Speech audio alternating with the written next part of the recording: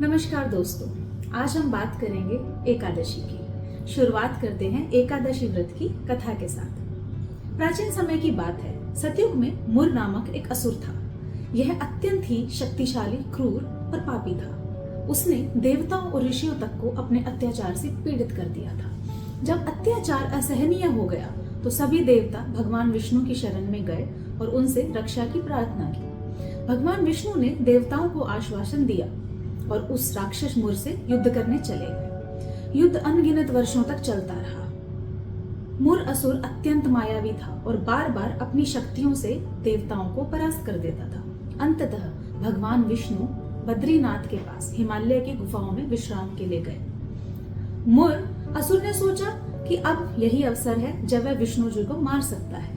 जैसे ही वह भगवान पर आक्रमण करने गुफा में पहुंचा, उसी समय भगवान विष्णु के शरीर से एक दिव्य तेजस्विनी कन्या प्रकट हुई। उस कन्या ने तुरंत मुर असुर का संहार कर दिया। जब विष्णु जी की आंख खुली और उन्होंने यह सब देखा कि उन्होंने उस दिव्य शक्ति से प्रसन्न होकर कहा, हे देवी, तुम मेरे अंग से उत्पन्न हुई हो, तुम्हारा नाम एकादशी होगा।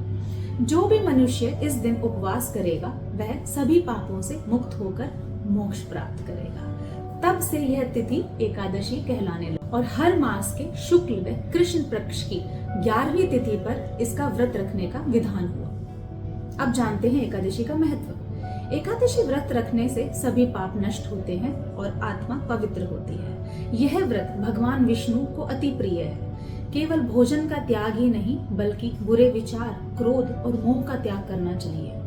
यह व्रत करने से पूर्वजों को शांति और साधक को मोक्ष की प्राप्ति होती है। हिंदू पंचांग की सभी 24 एकादशी साल में 24 बार, कभी कभी अधिक मास होने पर 26 बार विस्तार से आती है। चलिए बात करते हैं। कृष्ण पक्ष की एकादशी, पहली सफला एकादशी। इस दिन व्रत करने से असफल कार्य भी सफल हो जाते हैं। यह व्रत विष्णु भगवान को प्रसन्न करता है। षष्ठ तिला एकादशी, तिलदान और तिल सेवन का विशेष महत्व है।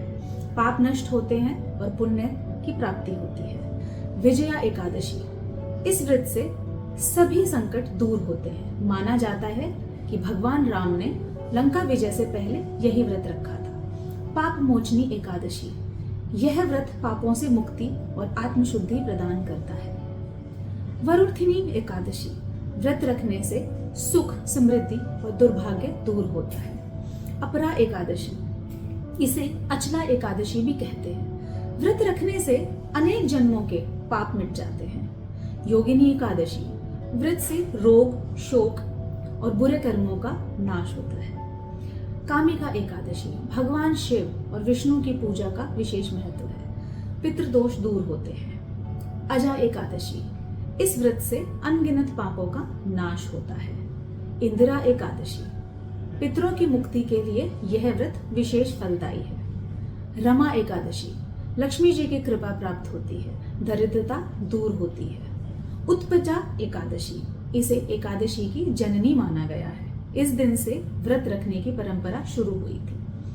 अब बात करते हैं शुक्ल पक्ष की एकादशी की। पहली पुत्रदा एकादशी, संतान प्राप्ति और परिवार की समृद्धि के लिए शुभ मानी जाती है। जया एकादशी, व्रत रखने से सर्वलोक की प्राप्ति होती है और पितृदोष मिटता है। आंवले की एकादशी, आंवले की पूजा होती है। व्रत करने से स्वास्थ्य और पुण्य की प्राप्ति होती है। पद्मिनी एकादशी, दुर्लभ व्रत जिसे करने से सभी पाप नष्ट होते हैं। पाप मोचनी एकादशी शुक्ल पक्ष में कभी कभी आती है, लेकिन मुख्य चैत्र कृष्ण है। कामदा एकादशी, यह व्रत कामनाओं की पूर्ति करता है। मोहिनी एकादशी, भगवान विष्णु ने मोहिनी रूप धारण किया था। यह व्रत मोह मुक्ति से देता है। निर्जला एकादशी, सबसे कठिन व्रत, जिस दिन बिना जल के उपवास करने से सभी एकादशी का पुण्य मिलता है। शयनी या देव शयनी एकादशी, इस दिन से भगवान विष्णु क्षीर सागर में शरण करते हैं। चतुर्मास की शुरुआत। पवित्रा, पवित्रोपना एकादशी, विष्णु की पूजा का विशेष महत्व है। चतुर्मास में साधना का फल बढ़ता है। शाफ या परिवर्तनी एकादशी, इस दिन भगवान विष्णु करवट बदलते हैं। पद्मिनी या परमा एकादशी दुर्लभ और महापुण्यदायिनी है। पापों का नाश और पुण्य की वृद्धि। देवउठनी एकादशी, इस दिन भगवान विष्णु योग निद्रा से जागते हैं। विवाह और मांगलिक कार्यों की शुरुआत होती है। मोक्षदा एकादशी, व्रत करने से पितरों की मुक्ति और साधक को मोक्ष की प्राप्ति होती है। भगवान विष्णु की कृपा पाने का सबसे सरल और प्रभावी साधन एकादशी व्रत ही है। धन्यवाद। अगर आपको ये वीडियो अच्छी लगी हो तो वीडियो को लाइक और शेयर करें और विश्व सनातन चैनल को सब्सक्राइब करें।